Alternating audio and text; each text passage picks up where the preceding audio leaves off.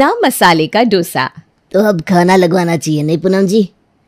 प्रिया बेटा जरा अंदर जाओ और वो खाना लेकर आओ जो तुमने सभी के लिए तैयार किया है ना। हाँ हाँ मम्मी, पर वो आंटी जी मैं ना गर्मा गर्म खाना परोसना चाहती हूँ तो ज़रा देर लगेगी। अरे वाह, नेकी और पूछ पूछ। जाओ जाओ बेटा, अब तुमने इतनी तैयारी की है तो हम भी तो खाकर देखें क्या बनाया है तुमने। पिछले 2 घंटे से तुम्हारे बनाए खाने की तारीफ सुन रहा है, अब हकीकत भी देख लेते हैं। फुसफुसाता हुआ विक्रम अपनी माँ से कहता है, देखा मम्मी, आज की मेरे राशिफल में लिखा था कि तुला राशि वालों को डबल फायदा होगा। कहाँ लड़की नसीब नहीं हो रही थी और अब लड़की मिली तो बिल्कुल तुम्हारे पसंद की, खाना बनाने वाली। अरे खाना बनाकर परोसा कहाँ है उसने, जरा बनाकर लाने तो दे। पता चला इससे भी बीमार हो जैसा खाना बना दिया तो मैं तो इस रिश्ते को ना कर दूंगी। हाँ, ऐसा नहीं होगा मम्मी, मुझे पूरा भरोसा है। प्रिया अच्छा ही खाना बनाएगी और इस बार मेरी शादी हो ही जाएगी। 10 मिनट बाद प्रिया 2 डोसे लेकर आती है और अपने होने वाले ससुर के सामने रखती है। ये तो सोना हाथ लग गया पूनम जी। मैं बाकी सभी के लिए प्लेट लगाती हूँ, आप लोग बैठ जाइए। आप शुरू कीजिए ना अंकल जी, और खाकर बताइए कहीं कोई कमी तो नहीं रह गई। एक एक करके प्रिया सभी के लिए डोसे बनाती जाती है और सब खाते जाते हैं।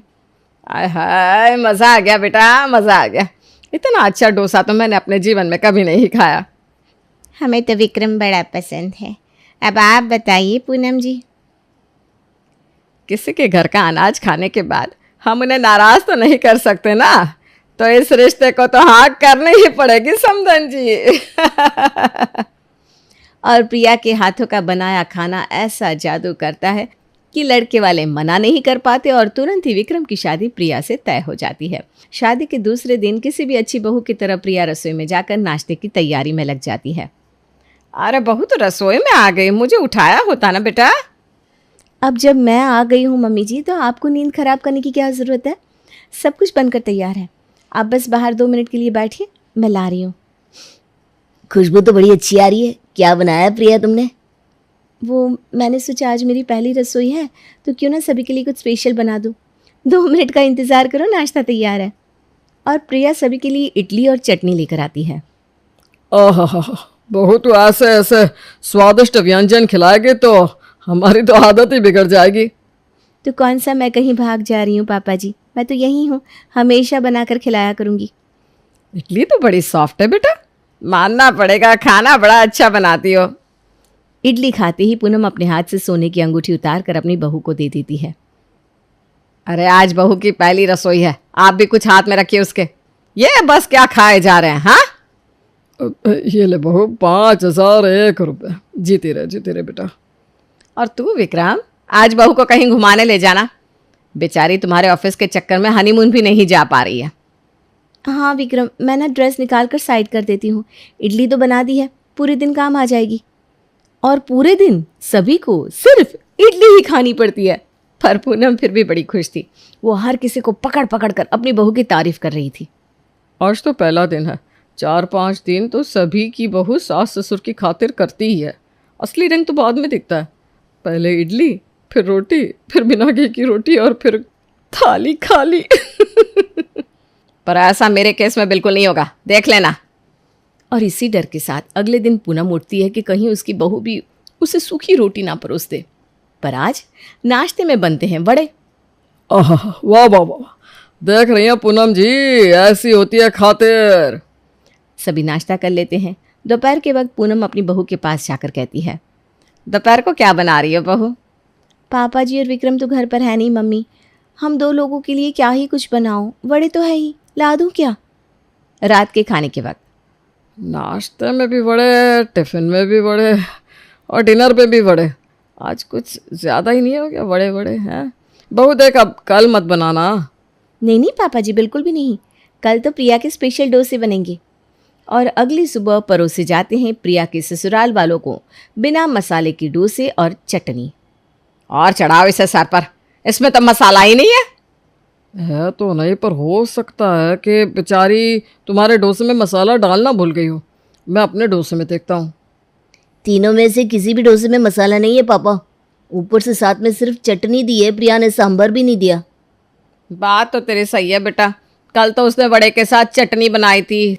सांभर वड़े के साथ चटनी कौन खाता है? साथ में सांभर नहीं दिया था, बताओ। इसीलिए तो बहू ने कहा था कि मैं वड़े बनाऊंगी, सांभर वड़े बनाऊंगी, ऐसा नहीं कहा था उसने। आप एक काम कीजिए, बिन मसाले का डोसा खा लीजिए, आप इसी के लायक हैं। ए बहू ज़रा बाहर आना तो। अपने बालों को अपने कान के पीछे करती हुई प्रिया कहती है।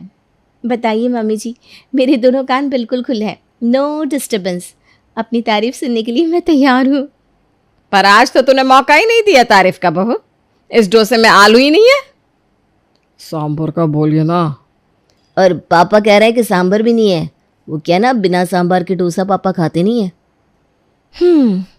सांभर और डोसे का मसाला चाहिए तो फिर तो मुझे अपनी मम्मी को यहाँ बुलाना पड़ेगा पतिदेव।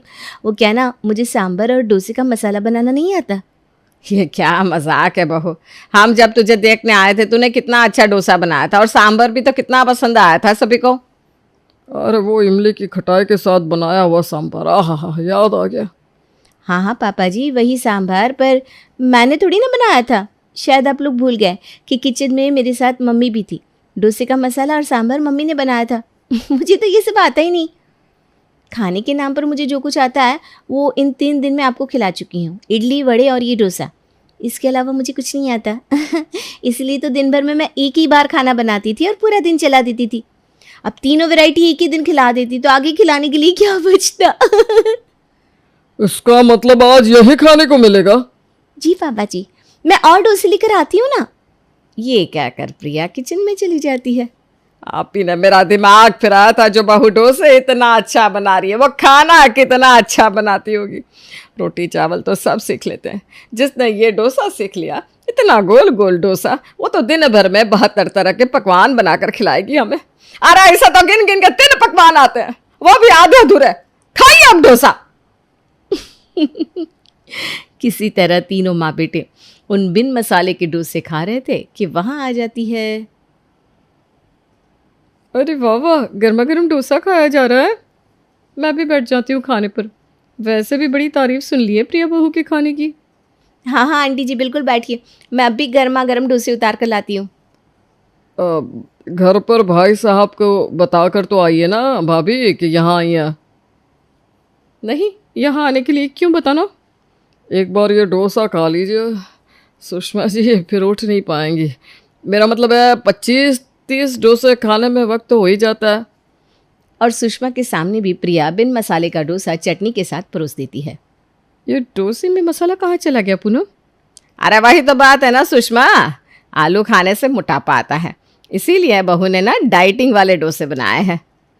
ऐसा पापड़ जैसा डोसा खाऊंगी तो मैं तो खुद पापड़ हो जाऊंगी। मुझे नहीं खाना डोसा, चलती हूँ मैं।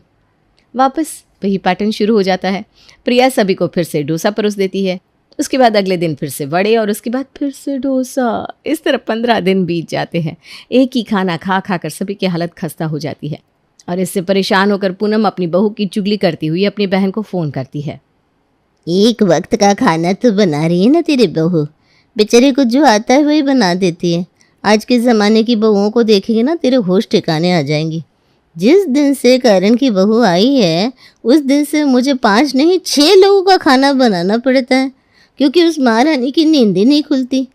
तुझे बना बनाया खाना मिल जा रहा है ना, तो तुझे अपनी बहू में परेशानी दिख रही है। अरे कम से कम वो बनाना तो चाह रही है। भलाई इसी में है कि तुझसे और बाकी खाना बनाना धीरे धीरे सिखा दे। हाँ, ये तो मैंने सोचा ही नहीं था दीदी। लगता है अब इस उम्र में बहू को खाना बनाना सिखाना ही बाकी रह गया था। और प्रिया का हाथ पकड़कर उसकी सास उसे रसोई में ले जाती है। रात के खाने के वक्त सभी के प्लेट में परोसा जाता है पूरियाँ, आलू की सब्जी और मटर पनीर। मैं तो हमेशा यही कहता था, मेरे बहू के खाने का जवाब नहीं। बच्चा कुछ अच्छा कर जाए तो माँ बाप को घमंड होता ही है, लेकिन उसका ये मतलब नहीं कि वो किसी दूसरे माँ बाप को नीचा दिखाए। वो क्या है ना बहन जी, मेरा बेटा विदेश में नौकरी करता है तो मेरे पास तो पैसे डॉलर में आते हैं। और सुनाइए, आप लगी कहीं क्या राजेश की नौकरी? अरे आप उसे किसी दुकान में ही क्यों नहीं लगा देती? कैसी बात कर रही हैं रमा बहन जी?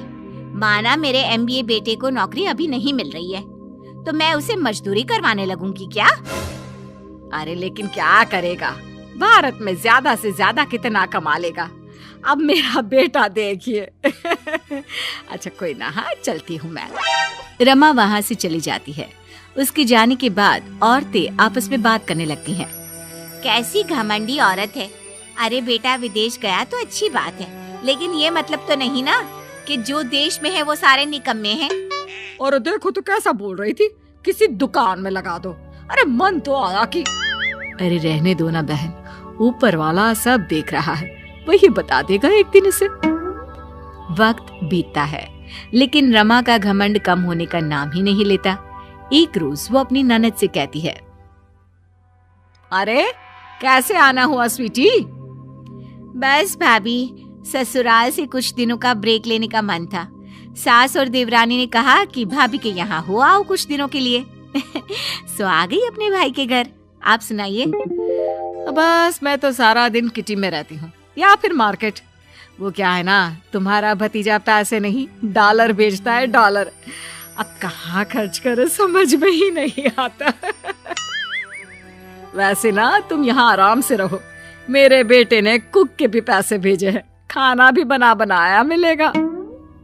ननद को भाभी की बात अजीब लगती है, लेकिन क्या कहती है। अगले रोज, अरे स्वीटी, तुम्हारे बच्चे छोटे हैं ना, उन्हें तो तुम अभी से रवि का उदाहरण दे दिया करो। देखो रवि भैया को, वैसे रवि जैसे तो नहीं, पर उससे थोड़ा नीचे का भी कुछ बन जाए तो धन्य समझना खुद को।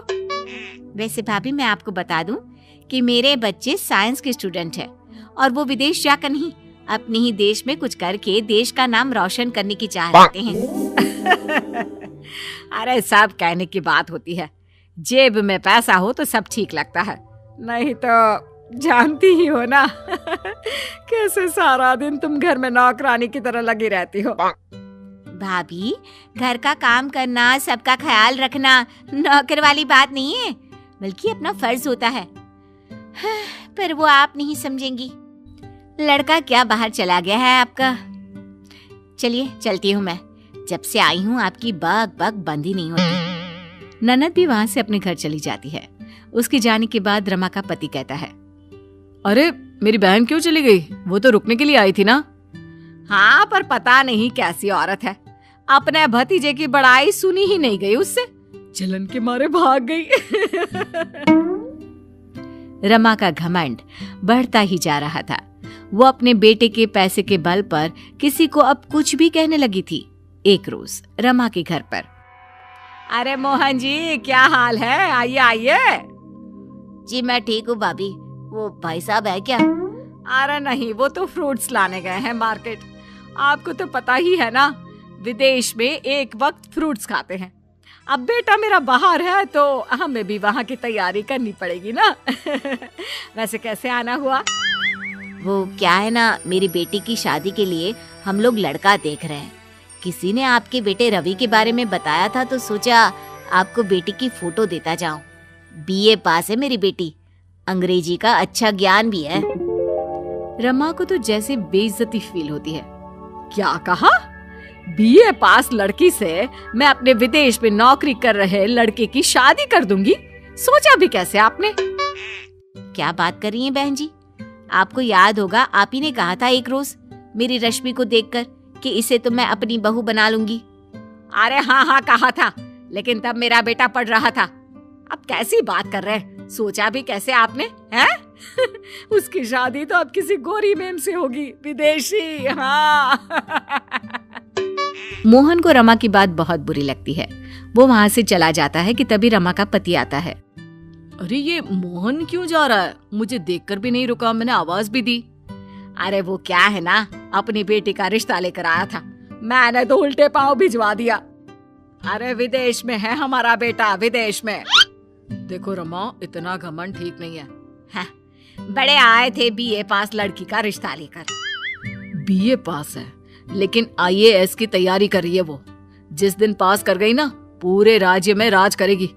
तुम बस विदेश की नौकरी लेकर ढिंडोरा पीटती रहो।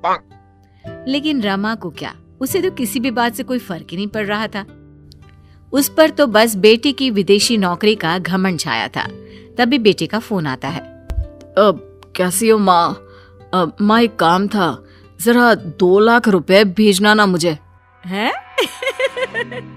क्या बोल रहा है बेटा, पागल हो गया है क्या? तुझे तो ये कहना चाहिए कि माँ मैं 2 लाख भेज रहा हूँ। अरे माँ, नौकरी चली गई है मेरी, यहाँ रहना कोई आसान नहीं है, बहुत पैसे लगते हैं, जरा भेज दो ना। हैं? अच्छा चल ठीक है, कुछ बचत कर रखी है, उसी में से भेज रही हूँ। लेकिन ये क्या, एक एक कर 5 महीने हो जाते हैं, लेकिन रमा के बेटे की दोबारा नौकरी नहीं लगती। बेटा ऐसा है कि अब तो घर बेचने की नौबत आ जाएगी, तू एक काम करना, वापस ही आ जा। पास खड़ी रमा बोल पड़ती है, अरे नाना वापस मत बुलाओ, कैसी बात कर रहे हो, बड़ी मुश्किल से तो गया है, वापस आकर क्या करेगा।